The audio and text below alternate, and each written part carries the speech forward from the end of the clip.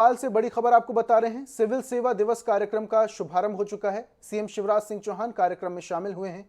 प्रशासन अकादमी में यह कार्यक्रम चल रहा है। बहनों और भाइयों,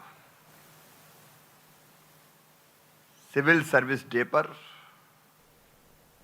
सबसे पहले मैं आप सबको हार्दिक शुभकामनाएं देता हूं, बधाइयां देता हूं।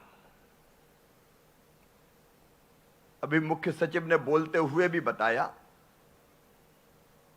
और हमने एक छोटी सी फिल्म में भी देखा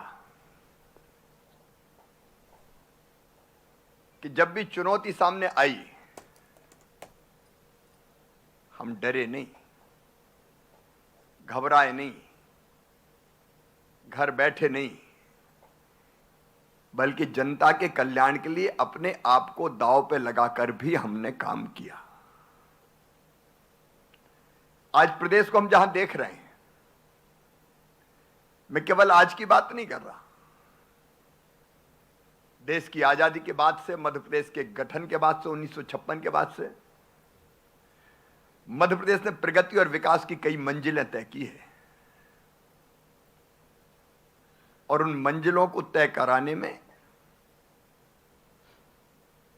चुने हुए नेतृत्व का अपना महत्व है।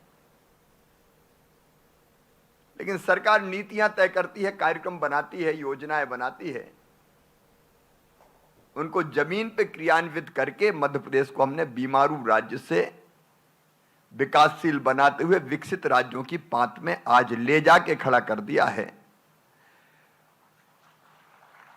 और इसमें जिन जिन का योगदान है, जो आज यहां नहीं है या अभी संसार में भी नहीं है, आज मैं उनको भी प्रणाम करता हूं। अब मेरा और आपका रिश्ता भी बहुत वर्षों का हो गया है। कई बार लगता है कि जब मुख्य सचिव थे तब मेरे साथ काम करना शुरू किया था, मुख्य सचिव हैं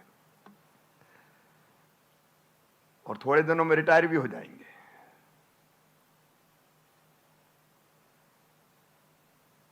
लेकिन लोक सेवकों के साथ काम करने का मेरा बहुत लंबा अनुभव है। पहले 15 साल विधायक सांसद के रूप में लोक सेवकों के साथ ही काम किया और 15 साल से ज्यादा मुख्यमंत्री के रूप में आपके साथ काम कर रहा हूं। मैं आज खुले मन से, गर्व के साथ और प्रसन्नता के साथ ये कह रहा हूं, मध्य प्रदेश की इस टीम पे मुझे गर्व है। ये मैं खुश करने के लिए कभी नहीं कहता, आप जानते हैं।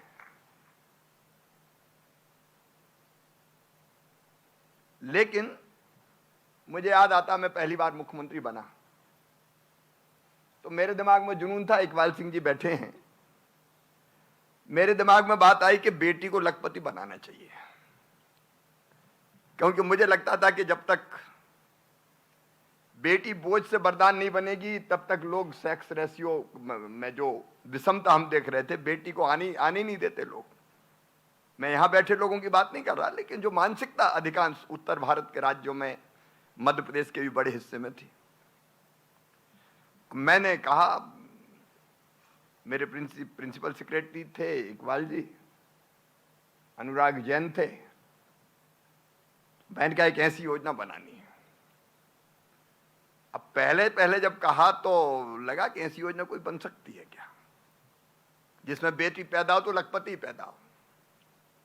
अब मैं उसके विस्तार में नहीं जा रहा, कई किंतु परंतु लगे, वित्त मंत्री जी की भी नाव और पैसे का इतना इन्वॉल्वमेंट, वो सारी कहानी नहीं सुना रहा। लेकिन इसी टीम के बल पे हमने लाडली लक्ष्मी बेटियां बनाई और आज 43 लाख लाडली लक्ष्मी बेटियां मध्य प्रदेश की धरती पर है। और उस योजना का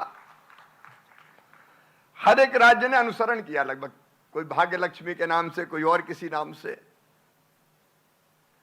एक नहीं, सैकड़ों उदाहरण जो दिमाग में, अब मेरे तो दिमाग में आएंगे। मुख्यमंत्री होगा, मंत्री होगा, चुने हुए प्रतिनिधि होंगे, लेकिन जब इंप्लीमेंट करने का मामला आता है तो फिर सिविल सर्विस के अधिकारी ही करते हैं। आप में से कई को याद होगा public service delivery guarantee act. अब प्रारंभ में यह विचार आया कि कोई सिटीजन चार्टर तो है,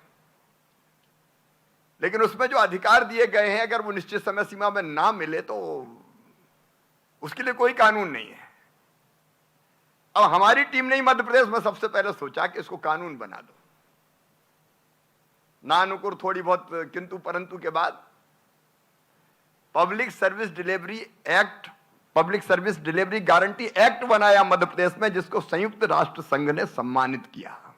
आप सब जानते हो। और बाद में मुझे लगता है हर एक राज्य ने अपनाया उसको, कि जनता को देने वाली जो सेवाएं इतने दिन में जो अधिकारी तय है उन्हें नहीं दी तो फिर उन पर जुर्माना लगेगा और वो हर्जाना के रूप में जिसका काम देर से हुआ उसको दे दिया जाएगा। एक नहीं, अब मैं कोई योजना नहीं गिना रहा, लेकिन हमारे दिमाग में जनता के बीच से आइडिया आ जाते हैं, आइडियाज आपके दिमाग में भी आते हैं, हम लोग शेयर करते हैं और शेयर करके एक योजना के रूप में जनता को लाभान्वित करके कई बार लोगों की जिंदगी बदल देते हैं, देश की राह बदल देते हैं। और इसलिए मैं तो ये गर्व के साथ कह सकता हूं कि जब जब जो सोचा मिलके हम लोगों ने विचार किया, योजनाएं बनाई और क्रियान्वित कर दिया। अब कोविड के काल की बात मुख्य सचिव कह रहे थे, भयानक दौर था और मैं भी 23 मार्च को मैंने शपथ ली थी और 24 को लॉकडाउन लग गया था। अब वैसी कठिन परिस्थितियों में हमारे लोक सेवकों ने जो काम किया वो अद्भुत है सचमुच में। कई हमारे बीच में नहीं रहे, कर्तव्य की बलवेदी पर अपने आप को उन्होंने न्यौछावर कर दिया, बलिदान कर दिया। हमारे पुलिस के मित्र काम करते करते चौराहों पे लोग घबराते थे, निकलते नहीं थे, छूते नहीं थे एक दूसरे को। हमने अपने पुलिस अधिकारी शहीद होते देखे, नर्स डॉक्टर संक्रमित हुए, रेवेन्यू के हमारे अधिकारी संक्रमित हुए और यहां बैठी टीम में से भी कई अफसर संक्रमित हो गए, लेकिन बावजूद उसके अस्पताल का बिस्तर हो या घर का बिस्तर हो वहां से काम करते रहे। और वो भयानक दौर जब देखते हैं तो कई बार तो शायद हम में से कई लोग 8-8 दिन सोए नहीं थे। कहीं से भी ट्वीट आ जाता था बस 1 घंटे की बची है ऑक्सीजन, इतने लोगों की जान संकट में। तो हम लोग विचार करते थे करें क्या, तब यहीं से आइडिया आता था कैसे ऑक्सीजन के खाली टैंकर चले जाएं, ऑक्सीजन एक्सप्रेस आ जाए। टैंकर के ड्राइवर तक से बात करते थे, पूरी टीम लग गई थी। इस कठिन दौर में अपने कर्तव्यों का निर्वाह करते हुए जो इस दुनिया से चले गए उनके चरणों में भी मैं श्रद्धा के सुमन अर्पित करता हूं। लेकिन सुधार की गुंजाइश सदैव है। सोच विचार क्षमता सबकी एक समान नहीं होती, मुंडे मुंडे मतिर भिन्ना, काम करने की स्टाइल में अंतर होता है। अभी कैपेसिटी बिल्डिंग कमीशन के सदस्य बैठे हैं, प्रधानमंत्री जी सचमुच में अद्भुत नेता है। कई बार मुझे आश्चर्य होता है इतनी सब दिशाओं में कैसे सोचते हैं। अब मिशन कर्मयोगी उन्होंने शुरू किया, आप कर्मयोगी हैं। अच्छा, एक बात पक्की है कि अगर चाहते तो प्राइवेट कंपनी अच्छे आपको पैकेज दे सकती थी, लेकिन एक बात हम सबके दिल और दिमाग में है भी और रहनी भी चाहिए कि सिविल सर्विस केवल कैरियर नहीं है, ये तो देश के निर्माण का अभियान है, ये जनता की सेवा का अभियान है। पैसा कहीं और से भी मिल सकता था, ज्यादा पैसा मिल सकता था, विदेशों में सेवा कर सकते थे, लेकिन ये रास्ता अगर हमने चुना है, हम किसी भी विभाग के अधिकारी कर्मचारी हों, सेवा का रास्ता, तो हमने केवल कैरियर के लिए नहीं चुना, जो दायित्व हमारे ऊपर है उसका बेहतर निर्वाह करते हुए जनता की सेवा करने के लिए, जनता की जिंदगी बदलने के लिए तय किया है। इसलिए एक बात जो मुझे भी सदैव उद्वेलित करती है कि और बेहतर कैसे और अच्छा कैसे। अब जब भी प्रधानमंत्री जी से बात होती, मैंने एक दिन बात करते करते कहा कि इस बार गेहूं की खरीदी कम होगी क्योंकि मंडियों में रेट अच्छे हैं, तो तुरंत उन्होंने कहा एक्सपोर्ट की संभावनाएं तलाशो। ये मौका है, भारत का गेहूं दुनिया में स्थान बना सकता है। बात गर्मियों की आई तो सरोवर अभियान, 75 तालाब, अमृत आजादी का अमृत महोत्सव हम मना रहे हैं। मिलेट्स मिशन हो, प्राकृतिक खेती हो, आइडियाज के भंडार है।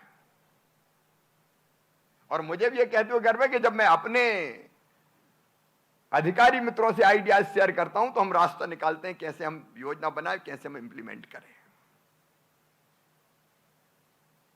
लेकिन मैं 2-3 चीजें आपसे कहना चाहता हूं। लंबा अनुभव है, कई के साथ काम करते करते कई नए मित्र आए हैं।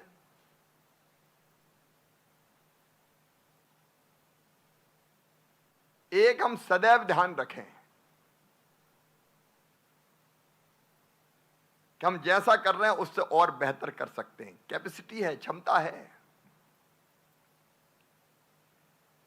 मैं तो बाला सुब्रमण्यम जी से कहूंगा कि हम लोग भी ट्रेनिंग हमारी होती है,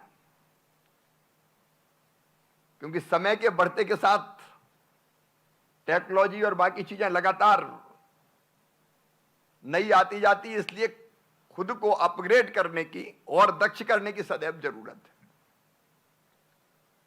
और दक्ष करना तो 2 ही तरीके, एक हम ट्रेनिंग लें, वो और कैसे बेहतर हो सकती है बाला साहब से मिलकर हम लोग और तय करेंगे, और दूसरे हम खुद अपने आप को कैसे बेहतर और बना सकते हैं। देखिए, मेरी मान्यता है कि व्यक्ति जैसा सोचता और करता वैसा बन जाता है। और मैं खुद भी ये प्रयोग करता हूं लगातार। सवेरे उठ के ही मैं रात को सोते समय सोचता हूं कल और क्या, आज चूक क्या हो गई, कमी क्या रह गई, काम कौन से रह गए। और सवेरे मैं वेट करता हूं कि मैं कहीं जल्दी तो फोन पे बात नहीं कर रहा। कई बार मैं दया शब्द तो अच्छा नहीं है, लेकिन वो होता है कि नहीं कहेंगे लोग सवेरे फिर सीएम का फोन आ गया। और कुछ लोग तो मुझसे बहुत प्रताड़ित रहे हैं कि सवेरे सवेरे उठा और ठोक दिया फोन, ये नहीं हुआ, इसमें क्या हुआ। अब आज जैसे कोविड का सुना, मैंने सुलेमान को फिर चमका दिया कि फिर बढ़ रहा है।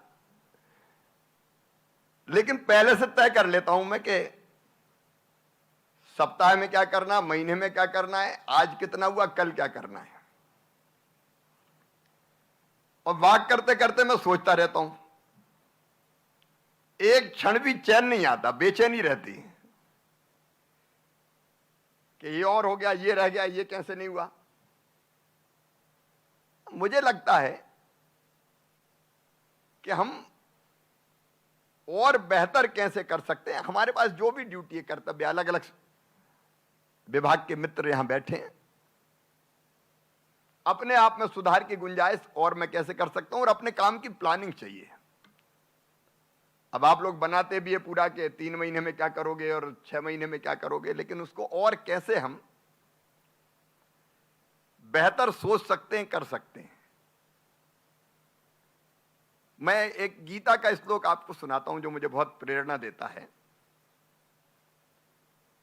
सात्विक कार्यकर्ता के लक्षण अर्जुन ने पूछे भगवान श्री कृष्ण से कि अच्छा कार्यकर्ता कौन, अच्छा काम का। कार्यकर्ता का मतलब केवल राजनीतिक दल का कार्यकर्ता नहीं, जो भी काम करने वाला है। तो उन्होंने गीता में कहा था, मुक्त संगो अनहमवादी धृति उत्साह समन्विता सिद्धि असिद्धियों निर्विकारा करता सात्विक उच्चते। मुक्त संगो मतलब जो पूर्वाग्रह से दूर हो, पहले से माइंडसेट बना लिया और फिर मैं तो दूसरी बात सुनूंगा ही नहीं, उसके बजाय खुले दिमाग, बेहतर फैसला करने वाला। अनहमवादी मतलब अहंकार शून्य। कई बार इस सर्विस में अगर आ गए तो पद पे आके लोगों को बदलते हुए भी देर नहीं लगती, ये भी हमने देखा है। और अंग्रेजों के जमाने का जो माइंडसेट था वो बिल्कुल अलग था सिविल सर्विसेज के बारे में। उनको तो शासन करना था, इसलिए जनता से ज्यादा कनेक्ट हो ही मत, वफादारी शासन के लिए केवल। वो डिस्कनेक्ट करते थे, लेकिन आज जमाना कनेक्ट का है। हम अगर हैं तो लोगों के लिए है, देश के लिए हैं। अहंकार शून्य, घमंड नहीं होना चाहिए। और नहीं, कुछ उदाहरण हमने ऐसे भी देखे हैं कि नीचे देखते नहीं है, ऊपर ही आसमान में ही देखते हैं। नीचे वाले फिर बहुत छोटे लगते हैं। और धृति के मतलब धैर्य, जिसका उदाहरण अभी मुख्य सचिव दे रहे थे कि कोविड में, और वो जो पंक्तियां भी थी कि घबराते नहीं, हार भी नहीं मानते। अब सिविल सर्विसेज में कई मौके ऐसे आते हैं जब आपके धैर्य की भी परीक्षा होती है। एक बार प्रयास किया, सफलता नहीं मिली, तो दूसरी बार, तीसरी बार। अब दो तरह के लोग होते हैं। एक वो होते हैं जिनसे मिलते ही हम उत्साह से भर जाते हैं और बेहतर करने की इच्छा होती है। वो जीवंत कर देते हैं लोगों को और ताकत पैदा कर देते हैं। लेकिन कुछ ऐसे भी होते हैं, कहां लगे हो चक्कर में, ये इंडिया सुधर ही नहीं सकता, तुम अकेले सुधार दोगे क्या, अरे जितना हो सकता है बस उतना ही करो। वो ऐसे होते हैं कि अगर कोई जिंदा इंसान है तो उसको और मुर्दा कर दे, वो सारा उत्साह खत्म कर दे। लेकिन कृष्ण कहते हैं उत्साह से भरे रहो। मन के हारे हार है, मन के जीते जीत। अब कोविड से भी लड़े तो मन से लड़े और जीते हम, प्रधानमंत्री जी के नेतृत्व में। आशा मेरा ये है कि हमेशा आप अगर निरुत्साहित हो गए तो फिर देश खड़ा ही नहीं हो सकता। और इसलिए चाहे वो चुने हुए जनप्रतिनिधि हो, राजनीतिक नेतृत्व हो, और चाहे सिविल सर्विसेज के अंतर्गत काम करने वाले हम लोक सेवक हों, हमको निराश होने का कोई हक नहीं है। उत्साह से भरे रहें। और सिद्धि असिद्धियों निर्विकारा मतलब सफलता मिली तो ठीक है, नहीं मिली तो ठीक है। कर्मण्यवाधिकारस्ते मां फलेषु कदाचन। कोशिश की, कई बार परिणाम अपने ऊपर डिपेंड थोड़ी रहता है, फिर कोशिश करेंगे, ट्राई अगेन। सफलता और असफलता में भी समान। कोशिश की और सफलता नहीं मिली तो भी बहुत निराशा आती है। उत्साह से भरे रहे हम हमेशा, आशावादी, विश्वास से भरे हुए, तो सफलता मिलती है। आखिर मध्य प्रदेश यहां पहुंचाया, कई तरह की योजनाओं का आपने जिक्र किया, हम लोगों ने पहुंचाया, और बेहतर कर सकते हैं, उसकी गुंजाइश है, इसमें कोई दो मत नहीं। और एक और कहानी,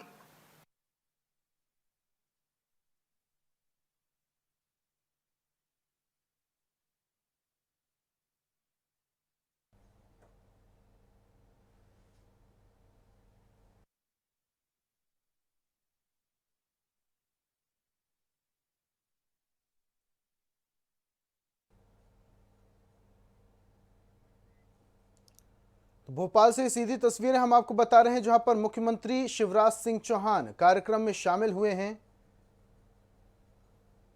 सिविल सेवा दिवस मनाया जा रहा है। प्रशासन अकादमी में कार्यक्रम रखा गया है। सिविल सेवा दिवस के दौरान मुख्यमंत्री शिवराज सिंह चौहान उपस्थित तमाम सिविल सेवा के कर्मचारियों और अधिकारियों का शुक्रिया अदा कर रहे थे और ये भी बता रहे थे कि किस तरीके के तमाम लोगों ने मिलकर कोरोना काल में एक दूसरे का सहयोग किया और जनता के लिए काम किया।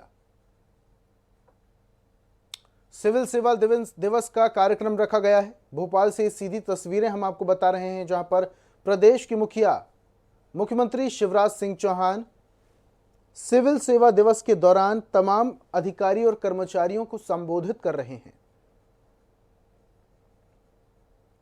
आज सिविल सेवा दिवस और इसके चलते एक कार्यक्रम का आयोजन किया गया। इस कार्यक्रम में प्रदेश के मुखिया मुख्यमंत्री शिवराज सिंह चौहान शामिल हुए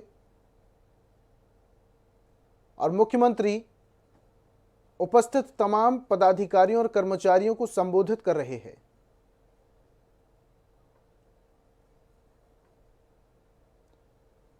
बीजेपी द्वारा प्रदेश में चलाई जा रही तमाम योजनाओं के साथ साथ उन्होंने ये भी बताया कि किस तरीके से सिविल सेवा के तमाम कर्मचारी और पदाधिकारी अपने सहयोग से जनता की मदद करते हैं।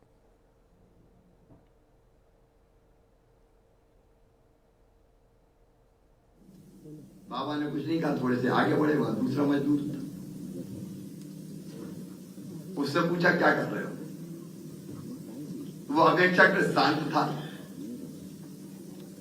उसने कहा कि बाबा जब दुनिया में आए हैं तो जीना ही पड़ेगा, और जिंदगी की गाड़ी चलती रहे तो पेट भरने के लिए मजदूरी करना। पास में तीसरा मजदूर था, उससे भी पूछा क्या कर रहे हो? तो उसका चेहरा प्रसन्नता से भरा हुआ था। उसने कहा बाबा देख नहीं रहे, सामने मंदिर बन रहा है, और भगवान का जो मंदिर बन रहा है उस मंदिर का निर्माण करने के लिए मैं पत्थर तोड़ रहा हूं। मैं कितना सौभाग्यशाली हूं कि मेरे हाथ से तोड़े हुए पत्थर इस मंदिर में लगे। अब काम था एक, दृष्टिकोण थे तीन। किस्मत फूटी इसलिए पत्थर फोड़ रहा हूं, पेट भरने के लिए मजदूरी कर रहा हूं, और तीसरा था कि मेरा सौभाग्य है कि भगवान के मंदिर के निर्माण में मेरे हाथ से तोड़ा हुआ पत्थर लगेगा। अब मेरा आशय आप समझ गए होंगे, कोई भी काम अगर हम कर रहे हैं तो दृष्टिकोण हमारा क्या रहे। एक रोते गाते जैसे तैसे सवेरे 10 से लेकर 5 बजे तक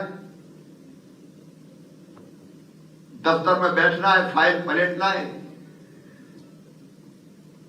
तो रोते गाते करने का भाव हो सकता है, कब छुट्टी मिले और भागे यहां से। दूसरा ड्यूटियां पूरी कर रहे हैं, और तीसरा ये है कि प्रदेश के निर्माण के लिए, देश बनाने का सौभाग्य मुझे मिला है, और मेरी पूरी क्षमता उस काम में लगा के मेरा सौभाग्य है कि मैं इस काम को कर रहा हूं। अब तीसरा अगर दृष्टिकोण रखेंगे तो हमेशा आनंद और प्रसन्नता से भरे रहेंगे। प्रधानमंत्री जी तो एक अपवाद है, जितने घंटे काम करते हैं। मैं भी लगभग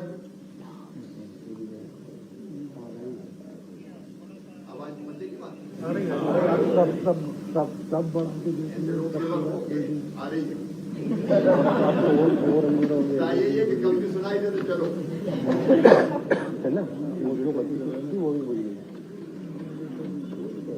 तो ये कह रहा था आपसे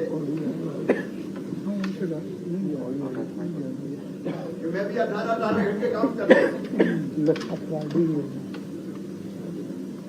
लेकिन उसके पीछे सोच वही रहता है कि मैं अगर एक क्षण भी बर्बाद करूंगा, 8.5 करोड़ जनता का नुकसान हो जाएगा, इसलिए मुझे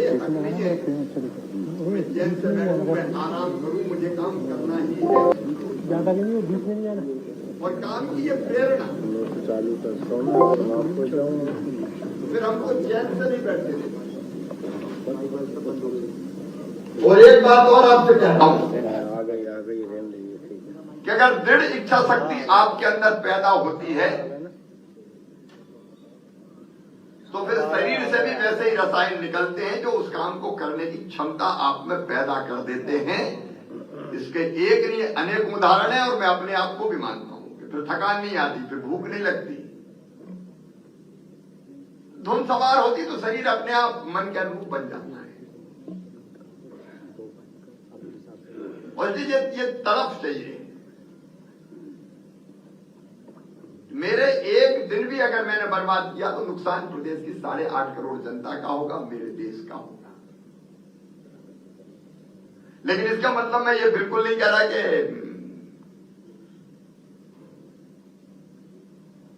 आप थोड़ा बहुत आराम करो, थोड़ा टाइम परिवार को दो। हमको संतुलन बनाना चाहिए। सरकार का काम भी करेंगे, डट के करेंगे, लेकिन बाकी चीजों पर भी ध्यान देंगे। अब उसमें अलग अलग मत सबके हो सकते हैं, लेकिन मुझे लगता है ध्यान, योगा, प्राणायाम आपकी क्षमता को कई गुना ज्यादा बढ़ाते हैं। मैं खुद महसूस करता हूं, इसलिए मैं बोल रहा हूं। और इसलिए अगर मन की बात मैंने कह दी, लेकिन शरीर में अगर दम नहीं है तो फिर मन भी अकेला कुछ नहीं करता। शरीर माध्यम खर्म धर्म साधनम।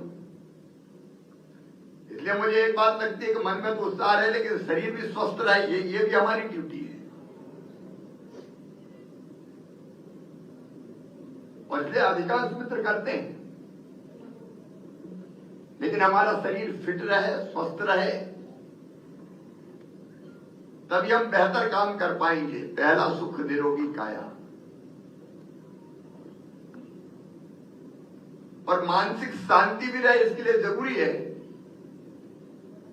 कि परिवार को भी ढंग से क्वालिटी टाइम थोड़ा दो। वो उनका अधिकार है। और कैसे हम संतुलन बना पाए ठीक से, उसका प्रयास हम लोगों को करना चाहिए। स्वामी विवेकानंद जी के कुछ शब्द मुझे बहुत प्रेरणा देते हैं, वो भी मैं आपसे शेयर करता हूं। बच्चों से तो मैं शेयर करता ही हूं। जो काम करने की नई ऊर्जा देते हैं, और मेरे दिमाग में तो ऐसे बैठे कि निकलते ही नहीं। मुझे वो कहते हुए दिखाई देते हैं कि तुम केवल 3.5 हाथ के हाड़ मास के पुतले नहीं हो,